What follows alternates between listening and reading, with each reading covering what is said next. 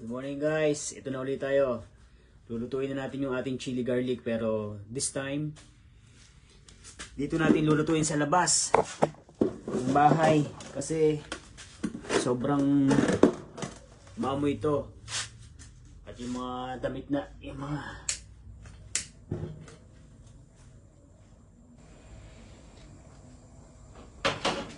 ilang araw na hindi pa matatanggal ang amoy nito sa loob ng bahay kaya kailangan dito natin siya lulutuin sa labas. Luckily, hindi masyadong mahangin ngayon unlike yesterday. Sobrang lakas, pati fence ng kapitbahay ko nasira. Paki-share ng video na ito mga guys. At mas masarap gumawa ng chili garlic sa labas kapag winter. Kasi hindi mainit unlike pag summer, naku po, umaabot ng 40 degrees ang init dito sa Western Australia. So, painitin natin yung mantika. Kawali din mantika. Ang ating gagamitin ay vegetable oil.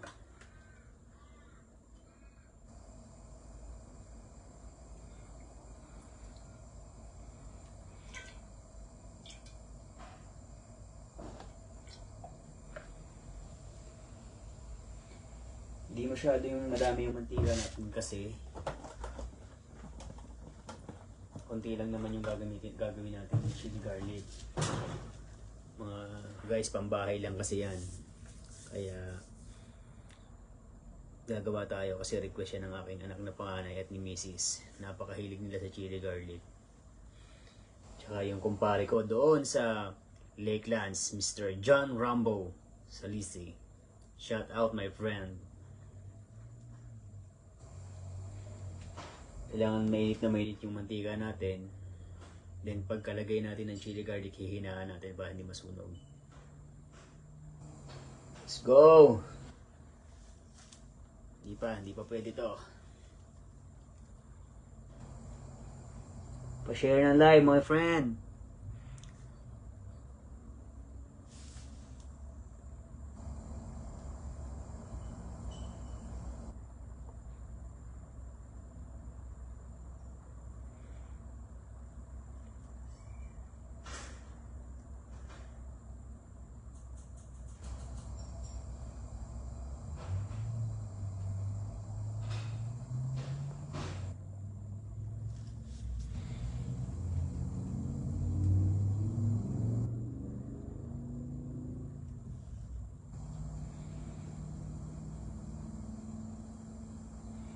Tsaka nga pala guys, yung ating kawali ay non-stick, ceramic to. Kasi mahirap magluto ng hindi sa non-stick ng mga ganito kasi didikit. Tsaka walang tigil na halo, kaya hindi biro ang gumawa ng chili garlic.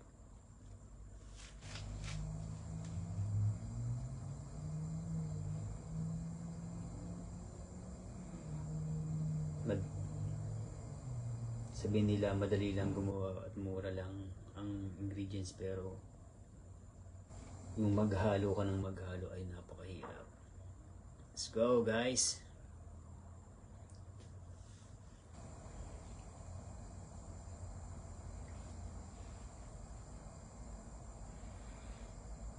Nandito lang tayo sa labas ng ating garage.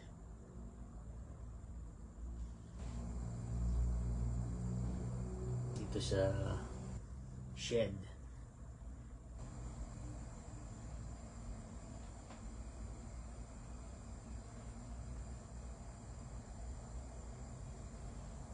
Pwede kayong mag-send ng pagmamahal mga kaibigan.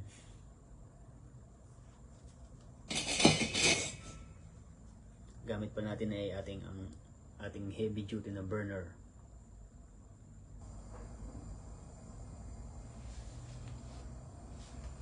Hindi pa pwede to. Mga 4 minutes pa.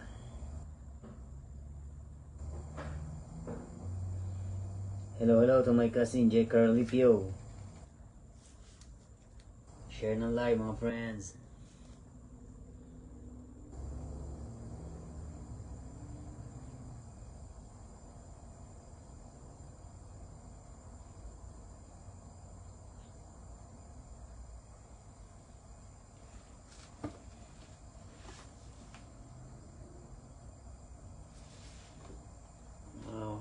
minute pa.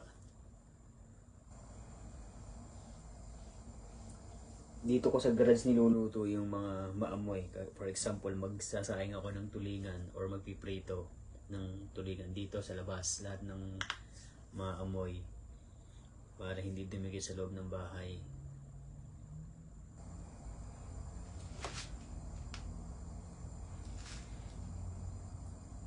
Mamaya pala ipakikita ko sa inyo kung paano gawin yung ating special suka sa usawan. Favorite yun ng kapatid ko.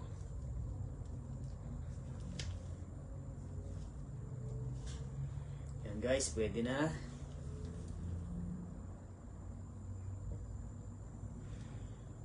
Pwede na natin siyang hold over na natin ng konti kasi hindi pwedeng bigta yung luto nito.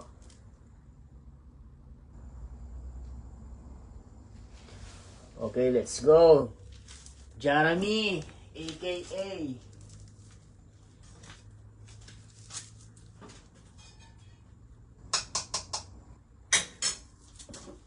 let's do this.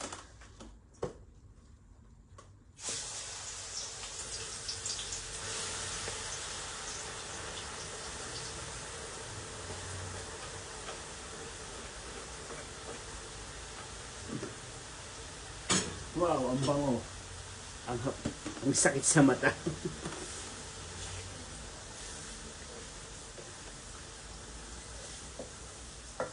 Kagandahan lang sa non-stick talaga naman. Hindi talaga siya kakapit basta-basta.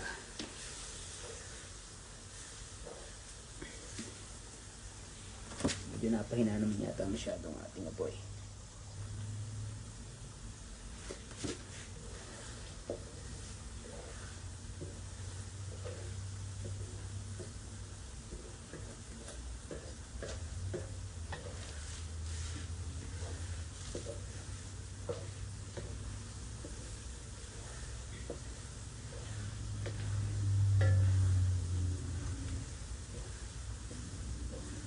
Bale, 2 kilo pala ito mga kaibigan. Mga kakusi. Share ng live mga friends.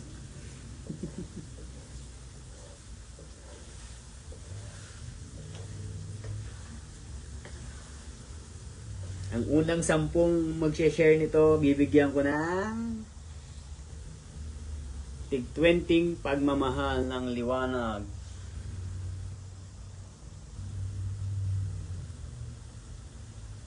Meron ako ditong Senstar, Jeremy.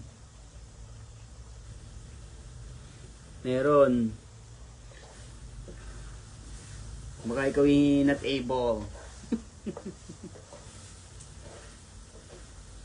Try mo nga, Jeremy.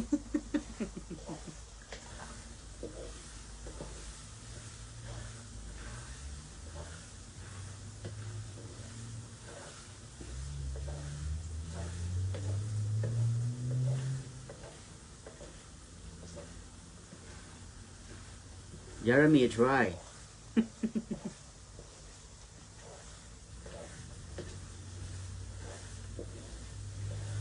Sa pinaka niluluto ko sa lahat-lahat, ito ang pinakamahirap. Kasi hindi mo pwedeng tigilan ng halo.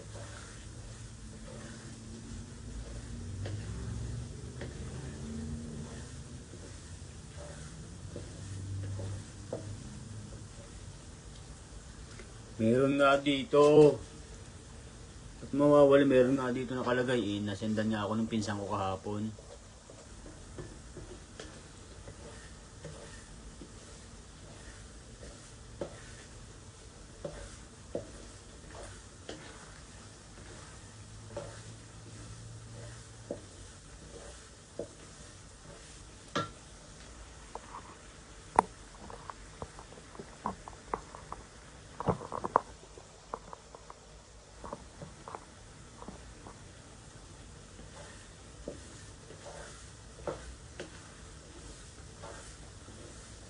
Kagandahan sa non-stick, oh. Talagang makita mo ang ilalim may paghinalo.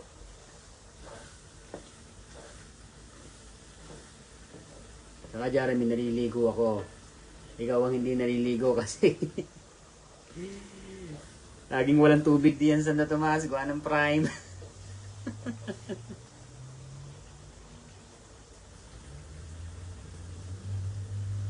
Ay, meron nga. Meron nga din yung naka, ano yung may live nga eh. May star nga na nakalagay din eh, oh. Nakadilaw na dilaw nga eh. Baka hindi ka pa pwedeng mag-send kasi arka.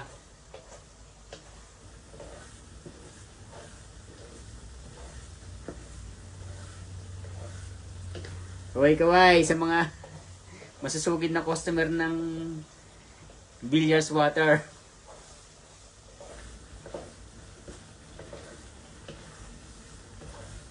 Nakakangalay. Dati nung niluluto ko sa Sydney, yung aking asawa, kahalinhinan ko ng paghahalo. Kasi hindi mo rin to pwedeng biglayin eh. Ng luto. Kasi papait, susunog.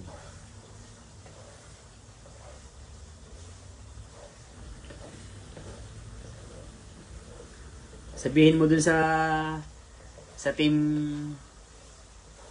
ano bang team natin? Tulungan, mag-try, mag-anot. Baka ikaw naka-R kasi kaya hindi ka makasend. Pinapatalon mo lang ako sa patag na gusto mong mag-send. Naku, nagbebenta ako nito dati sa Sydney. Sabi ko nga sa'yo, ang ganda ng kita ko dito. Kaso dito, palibasa ikakunti ang Pinoy. Ang hirap magbenta ng pagkain ng Pilipino. Kasi dito yung mga Aussie pa, sandwich lang, masaya na. Ang hindi nakakain masyado ng...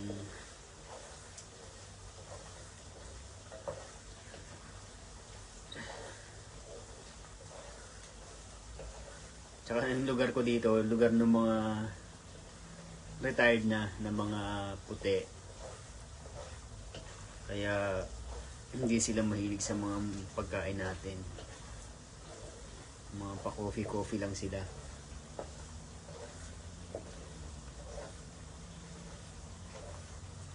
Kunwari ka pa dyan, wala ka namang star, di ka naman...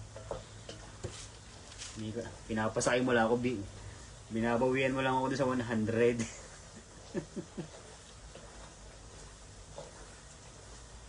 Kung ito yung hindi non-stick ang aking lutuan, ako hindi ako magluluto nito.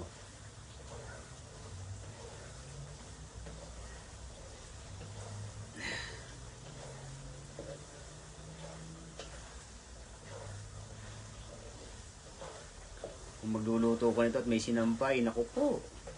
Naalabhan mo ulit sigurado ang iyong nilabhan.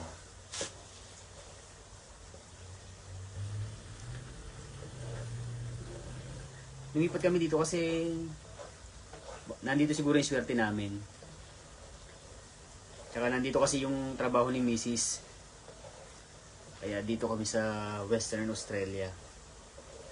Jeremy, tumawag ka na lang sa akin. Dahil mong tanong, tumawag sa akin mamaya.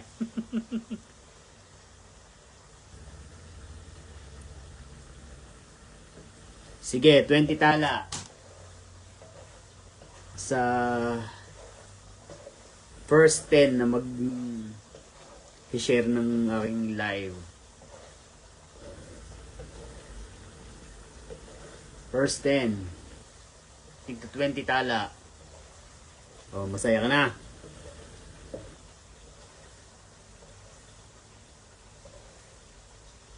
4. Wag ako. Oo nga, ibig sabihin nga, mag-share ka. Kahit ilan yung na-share mo, basta nakasama ka na dun sa first 10. Kahit ilan share mo. Bago pa lang tayo nagtatatala eh. Wala pa tayong... Ito naman.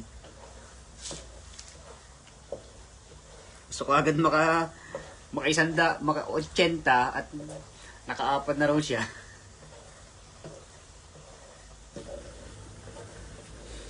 Naman oh, parang machine yung kamay ko non-stop. Sayang ang tato, kaya pala ako'y nagpatato.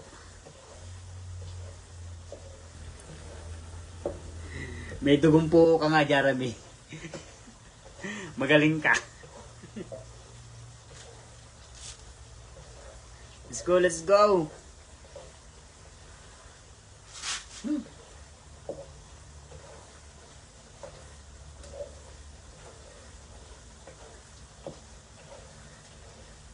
Chili garlic special. Nung ito ibinebenta ko sa Sydney, kahit dito nung nagbabagsak ako dito ng food sa mga Asian shop dito, ang aking pangalan po ay si Mang Bert. Pangalan ng aking business name ay Mang Bert.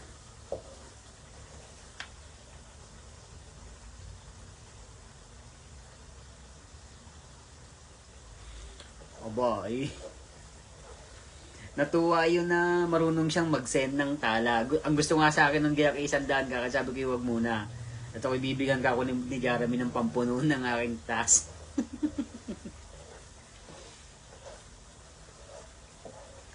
Narating tayo diyan. Hindi ka pababayaan pagka ikaw nangailangan na gusto ko na mag-o-overdue na ang task.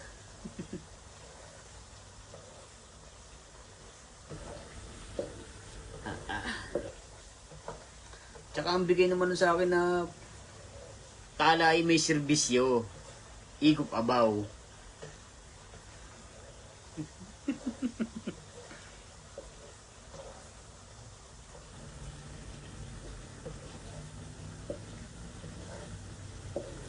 Paano naghihintay ka ng may magsesend sa akin tapos saka kang magsesend para kakaunti na lang yung isesend mo. Naku, wag ako. Para kang si Kuya Ben.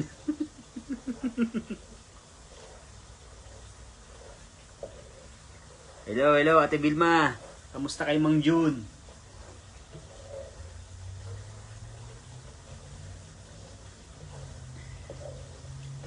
Share po ng live mga kaibigan.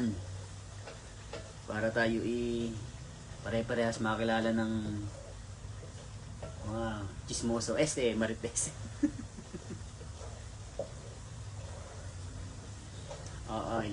Ilang oras ko na rin ilang minuto ko na rin hinahalo. Masakit na ang aking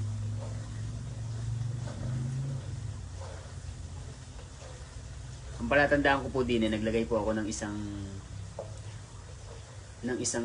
bawang na buo, isang piraso. Doon ko siya, pagka siya ang pinaka namula na, sabihin nun, pwede nang hanguin to. Kasi kapag ito ay brown na at hindi mo pa hinango, masusunog kasi yung init niya, lulutuin pa rin siya. Kahit ilipat mo sa isang lagayan na hindi na sa kawali at mainit pa rin yung bawang, patuloy pa rin siyang mag-produce ng heat, ma-overcook pa rin siya. Kaya kailangan pagka medyo brown na, konting brown, titigilan na. Ang ganda talaga humaw. Ito mo, kitang-kita mo yung ilalim pagka non-stick.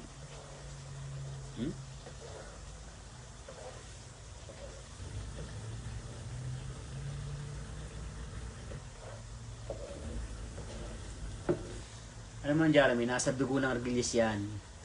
Nasa dugo ng Argilis lahat. Mag-iinom, magaling magluto, madaming nagmamahal. Okay naman kami, Tibilma. Tibilma, ano to? Chili garlic. Paborito ng mga Bicolano. Manghang. Magugustuhan to piyo ni Mang June. Mabango siya. Kapit sa damit ang amoy.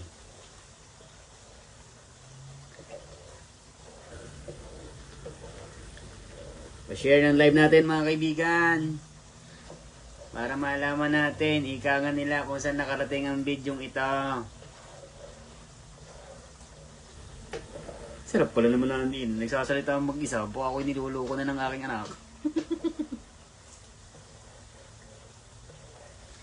Hi, Papi Jepoy! Kamusta mga boylet natin dyan?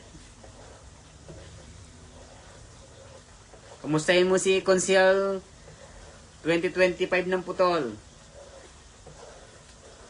At wari ko eh. Sinasama ng lasa.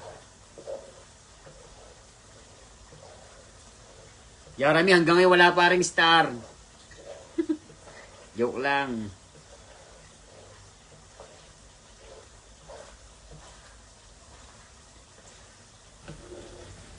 Papatayin na natin itong sa may hinaan natin ng konti pa kasi malapit na siyang maluto. Halo lang, halo! May ilang minuto na ako naghahalo. Lalaki na aking bicep na eh. Share po ng live natin mga kaibigan, pa-share!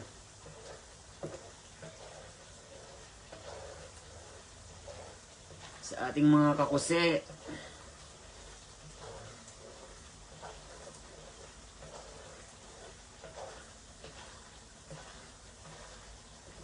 Dini sa aking chili garlic, pihado may nag-aabang na rin pag-ariluto na. Hindi ko babanggitin pero taga Lakeland siya.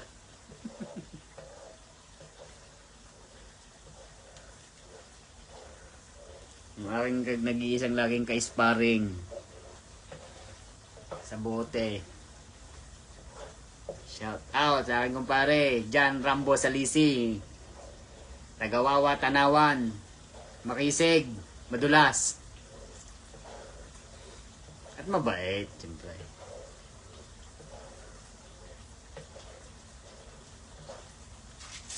Ay, palit mo na ng kamay. Kalawa naman.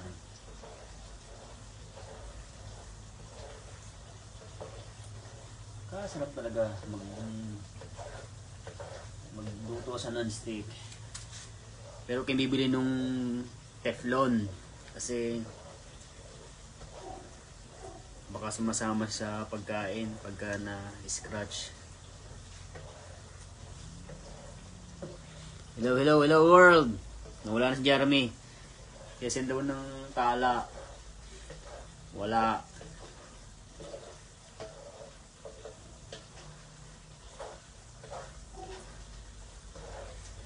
Medyo matagal po. Kaya ako ito nilive kasi para malaman nyo kung gaano katagal lutuin to. Para magkaroon kayo ng idea na, wow, ang sarap pala magluto noon. Ang tagal.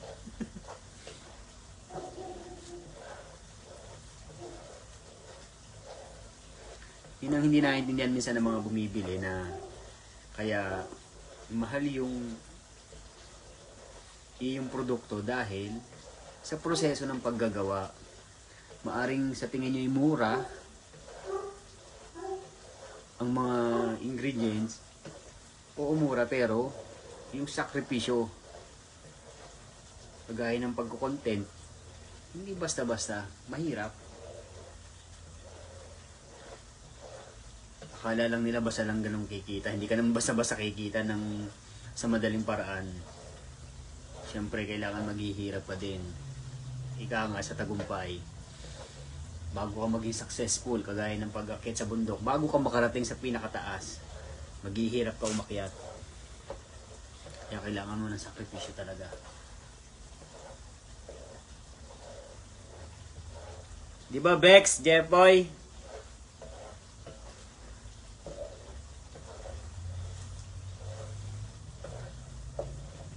Wala na si Jeremy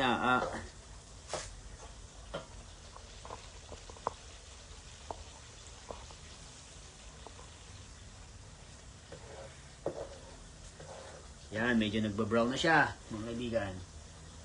Hindi natin, pero hindi pa. Malambot pa siya masyado. Kailangan pag medyo sa tingin mo ay medyo magki-crispy na siya or ano.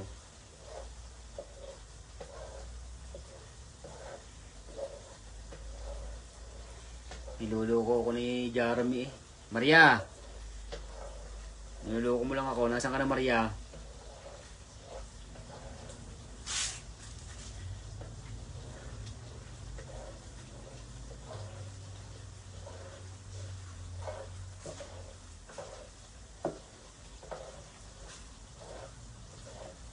Biro mo. Masarap talaga magluto sa ano. Tsaka syempre, pag gagamit ka ng non-stick, mga sensitive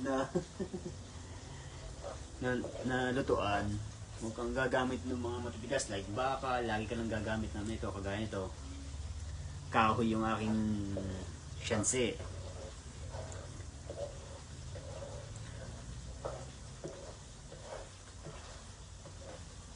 Juan P, is this your favorite? Like chili garlic of Mang Bert, right? See? Dili mong Tagalog na ako, no? Opo lang eh. Where's the viewers?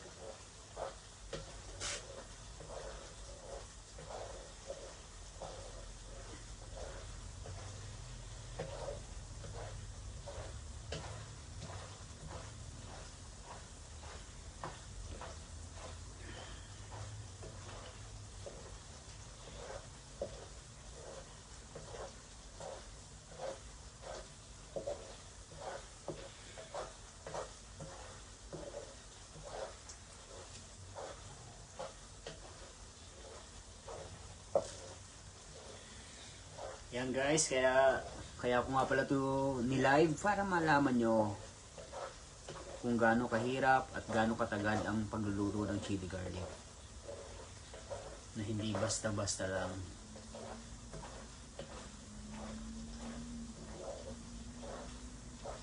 Ilang minuto na kaya ako naghahalo nito? Tigas na ng kamay ko ah. Shoutout nga pala sa aking mga ka-CC. Mga walang sawang sumusuporta. At lagi natin tatandaan, mag-enjoy lang tayo sa ginagawa natin. As long as wala kang tinatapakan, aasenso ka din sa buhay. Hindi mo naman kailangang maging dumami ang salapi para sabihin kay asensado. Basta masaya ka, healthy, ang iyong pamilya, magkakasama kayo, kayamanan na yun. Siyempre, in general talaga, kailangan natin magsumikap para kumita.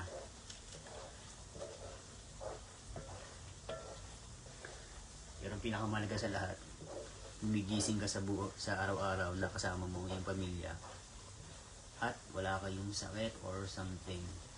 Isang malaking biyaya na yun. Check. Di pa, mga kaibigan. So, siguro hanggang dito na lang muna.